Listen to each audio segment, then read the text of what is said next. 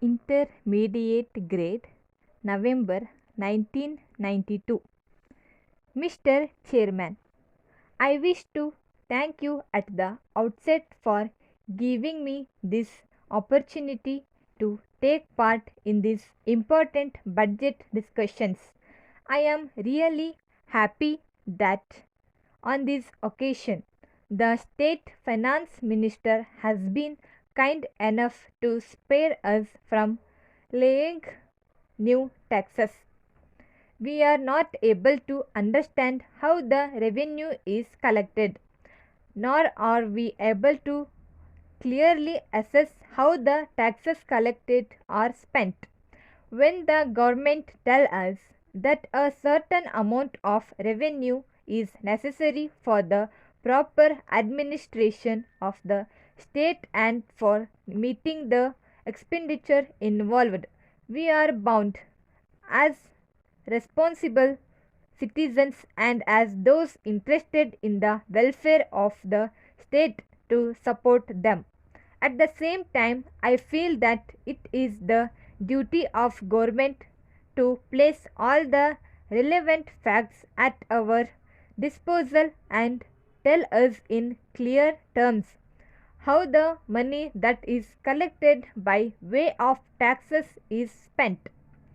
If this is not done, I am afraid it will not be possible for us to correctly assess the true position.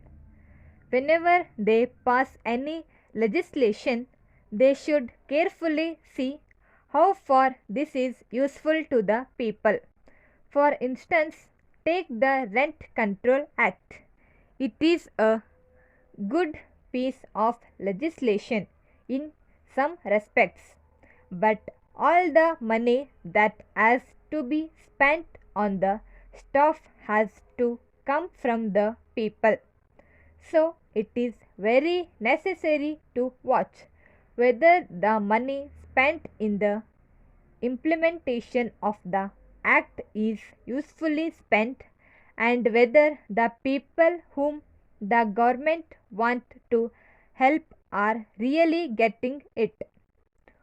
One of the many difficulties that people experience at present is in regard to those articles over which the government impose controls. Not only do the controls mean great deal of expenditure on the establishment that is necessary, but the controls themselves have come to such a state that people have begun to feel that these controls are rather difficult to sustain because they lead to corruption, black marketing, and increased prices. As long as control on a particular commodity exists, it becomes difficult to obtain it in the market. Our experience in this regard, let me frankly tell you, is that the moment these controls are removed, the commodities become easily available at reasonable prices. So, I would like the government to kindly have this aspect of the matter in mind. Sir, let me now deal with the Public Works Department, which has had a great deal of expansion in its activities.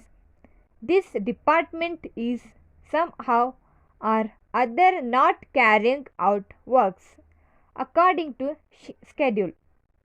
It may be due to lack of facilities.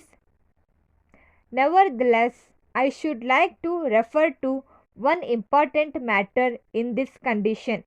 In regard to many schemes, I am not able to understand why the difference between the original estimates and the revised estimates vary to a large extent. In certain cases, there may, however, be good reasons for such rise. But in a large number of cases, I am of the view it is due to a certain amount of slackness and want of adequate care on the part of some officer or the other. I do realize that the Honorable Minister cannot be held responsible for such a state of affairs. Of course, he must depend upon his officers to give the correct statement of facts in such matters. In any case, I wish to invite his attention to this fact so that he may set right his department in such a way that such lapses may not occur in future. I should now like to say a few words about rural welfare and the various steps that should be taken by the government in this respect. One of the important schemes to be undertaken for rural upliftment is provision of proper housing. The houses to be constructed in villages should be such as to provide minimum basic facilities like sanitation and other comforts. It will go a long way in tackling this delicate problem. Let me now conclude by saying that if I have made some strong criticisms, it is only because of the hope that these will be taken note of in the right spirit by the government. Dear sirs, please refer to our letter of 10th instant informing you about the new arrivals of textiles and asking you to place your orders. We have not received any reply so far from you. As stated in our letter, we have reduced the prices of a number of items of textiles.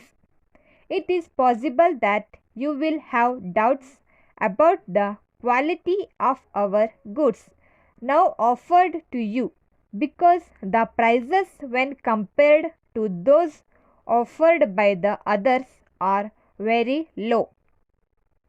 In this connection, we would like to assure you that the quality of our goods will, under all circumstances, be as good as ever.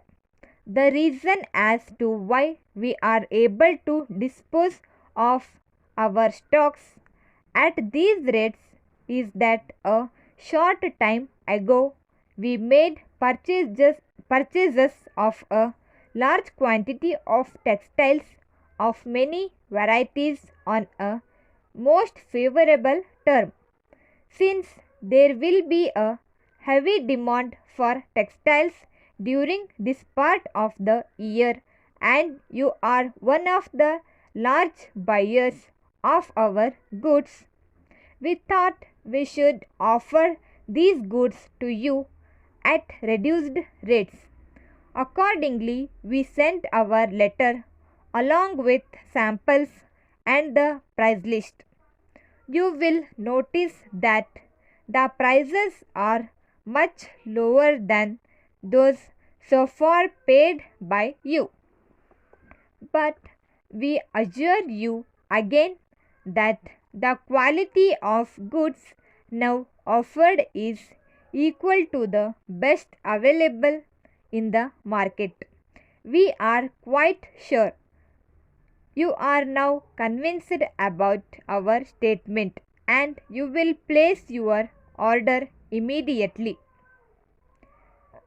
We wish to inform you that this is the first time we are in a position to sell first class quality goods at these low prices. When our stocks are over, It is unlikely that we will be able to repeat our offer. We await your reply. Yours faithfully. Thank you.